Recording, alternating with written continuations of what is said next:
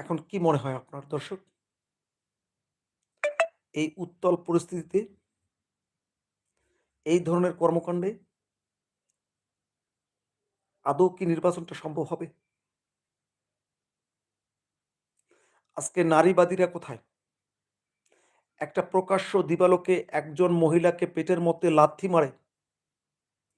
এখন সুফিয়া কামাল তো আসে না, রাশেদা কে চৌধুরী তো আসে না, তারা তো কথা বলে না।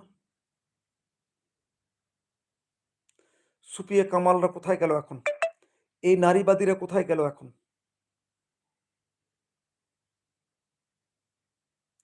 তাদের চোখে এখন নারীবাদীরা নাই? বোরকা ধরে টান দেয়, এখন নাই?